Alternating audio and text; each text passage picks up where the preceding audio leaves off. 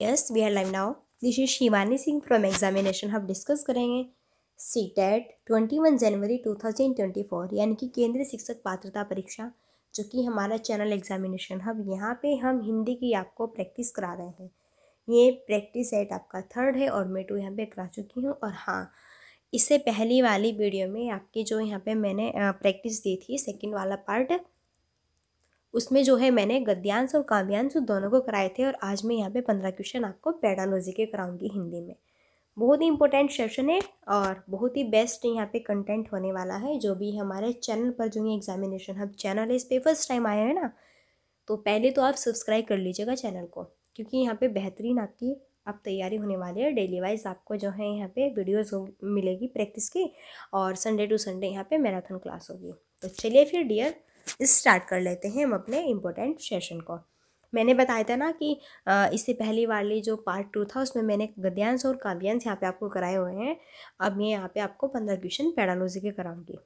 बोली और लहजे के बारे में कौन सा कथन सही है? बोली और लहजे के बारे में कौन सा कथन सही है? बोली वास्तविक भाषा से संबंध रखती है, जबकि लहजा भाषा कैसे बोली जा रही है उस तरीके से संबंधित होती है। लहजा वास्तविक भाषा से संबंधित है, जबकि बोली भाषा बोलने के तरीके से संबंधित है। लहजा एक ही भाषा के विविध रूप है जिनके व्याकरण भिन्न भिन्न होती है। गलत है। बोली किसी व्यक्ति विशेष के उच्चारण का तरीका है। बिल्कुल गलत है। बोली और लहजे के बारे में कथन सही है, तो यहाँ पे बोली वास्तविक भाषा से संबंध रखती है, जबकि लहजा भाषा कैसे बोली जा रही है उस तरीके से संबंधित है। ये ऑप्शन इज द बेस्ट यहाँ पे हमारा ऑप्शन बनेगा। ओके, चलिए नेक्स्ट। निपुण भारत मिशन का उद्देश्य एक ऐसे लक्ष्य के रूप में सुनिश्चित किया गया है जिसे वर्ष 2026-27 तक पूरा करना है। कक्षा 1 में साक्षरता के लक्ष्य इस तरह रखे गए हैं कि बच्चे कम से कम 2 से 3 वर्णों वाले सरल शब्द पढ़ पाए, आयु उपयुक्त अपरिचित पाठ्य सामग्री में आए, कम से कम 4 से 5 सरल शब्दों वाले छोटे वाक्य पढ़ पाए, प्रति मिनट 40 से 60 शब्द अर्थ सहित पढ़ पाए, या फिर प्रति मिनट कम से कम 60 शब्द अर्थ सहित पढ़ पाए। तो भाई निपुण भारत मिशन, इसका उद्देश्य है यहाँ पे 2026-27 तक हमें पूरा करना है। तो प्राइमरी लेवल में स्टूडेंट्स को आप यहाँ पे चीज़ों को किन किन तरीके से सिखा सकते हैं, तो हमें जो है 2026-27 का डाटा ये इंक्लूड करना है। यानी कि आयु उपयुक्त अपरिचित पाठ्य सामग्री में आए, कम से कम 4 से 5 सरल शब्दों वाले छोटे वाक्य पढ़ पाए। बिल्कुल, जो प्राइमरी यहाँ पे प्राइमरी के जो स्टूडेंट्स होते हैं, सबसे पहले तो उनकी आयु के अनुरूप, यानी कि वो कौन सी स्टेज में है और कितनी आयु के यहाँ पे छोटे ही एज के स्टूडेंट्स हैं ना, तो उन्हें हमें चीज़ों को कैसे पढ़ाना है, उनके लिए एक अपरिचित पाठ्य सामग्री में आए कम से कम 4 से 5 जो हमारे सरल शब्द होते हैं, उनके यहाँ पे छोटे वाक्य वो पढ़ पाए। तो B option is the best यहाँ पे होगा। नेक्स्ट है 1 मिनट। हाँ, अब सही है। कक्षा 3 के अध्यापक को अपने विद्यार्थियों के श्रवण कौशल का आकलन करना है। उसके लिए किस गतिविधि का संचालन करना चाहिए? पढ़ी गई सामग्री से शब्दों का अर्थ बताने के लिए कहना, सुनाई गई कहानी पर चित्र बनाने के लिए कहना, या फिर विद्यार्थी को 4 से 5 वाक्यों में स्वयं का परिचय देने के लिए कहना, या फिर दिखाए गए चित्र का 3 वाक्यों में वर्णन करने के लिए कहना।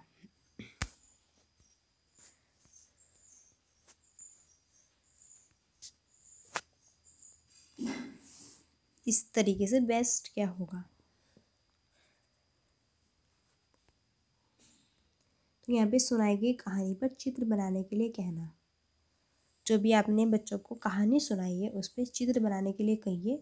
ओके, और फिर देखिए कि हाँ भाई बच्चा किस तरीके से पढ़ पा रहा है, नहीं पढ़ पा रहा है, क्या कितनी चीज़ें बच्चे की समझ में आई नहीं आए। तो यहाँ पे हमारा बी ऑप्शन करेक्ट आंसर होगा। ओके, चलिए। एक बालिका अपनी पसंद की कहानी की पुस्तक पढ़ रही है, इस प्रकार के पठन को क्या कहेंगे? बारीकी से पठन, सरसरी तौर पर पठन, गहन पठन, या फिर विस्तृत पठन। एक बालिका अपनी पसंद की कहानी की पुस्तक पढ़ रही है और खुद से ही पढ़ रही है, उसकी पसंद है वो पढ़ना, तो इस तरह के पठन को हम कहते हैं विस्तृत पठन। D option is the best option होगा। नेक्स्ट, कक्षा 4 की अध्यापिका प्रक्रिया आधारित लेखन उपागम का प्रयोग कर रही है। लेखन पूर्व गतिविधि के दौरान वह किस युक्ति का अनुसरण कर सकती है? समीक्षा करना, मानस मंथन यानी कि ब्रेन स्टॉर्मिंग, संपादन या फिर पुनरावृत्ति। इस तरीके से इसका करेक्ट आंसर होगा मानस मंथन, brainstorming. Okay, B option is the right answer.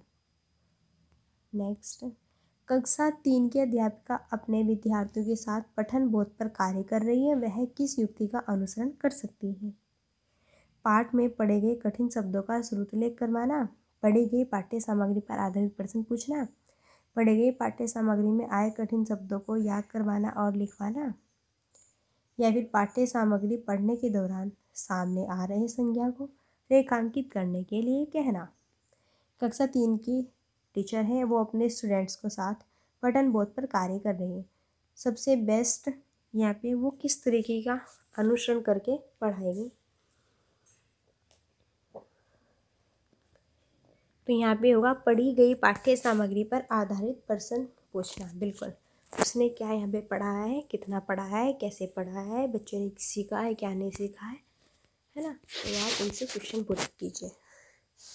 Next, एक पठन संबंधी गतिविधि जिसमें शिक्षार्थी पाठ्य सामग्री के विभिन्न हिस्सों को सुनते पढ़ते हैं, तत्पश्चात कार्य को पूरा करने के लिए सूचनाओं का आदान प्रदान करते हैं। यह क्या कहलाएगी? प्रवाह के साथ पाठ्य सामग्री, प्रवाह के साथ श्रुतलेख, डम्ब शिराड मूक अभिनय या फिर जिक्सा श्रुतलेख। ये यहाँ पे कहलाएगी आपकी जिक्सा श्रुतलेख। नेक्स्ट, भारत सरकार द्वारा शुरू किए गए कार्यक्रम निपुण भारत मिशन का मुख्य केंद्र भाषा में बुनियादी कौशल को मजबूत करना है। इसका पूरा नाम क्या है? National intervention for proficiency in understanding and numeracy, national initiative for proficiency in reading with understanding and numeracy, या फिर national initiative for proficiency in understanding and numeracy, या फिर national intervention for proficiency in reading with understanding and numeracy. इनकी निपुण की full form क्या होगा? यहाँ पे होगा national initiative for proficiency in reading with understanding and numeracy. B correct answer होगा। एक विद्यार्थी ने अध्यापक के द्वारा दिए गए भाषा कार्य को अपने सहपाठी या वयस्क की मदद से पूरा करना है। वह इस कार्य को बिना मदद के किस सीमा तक कर सकती है और कितना अपने वयस्क या अधिक सक्षम सहपाठी की मदद से कर सकती है?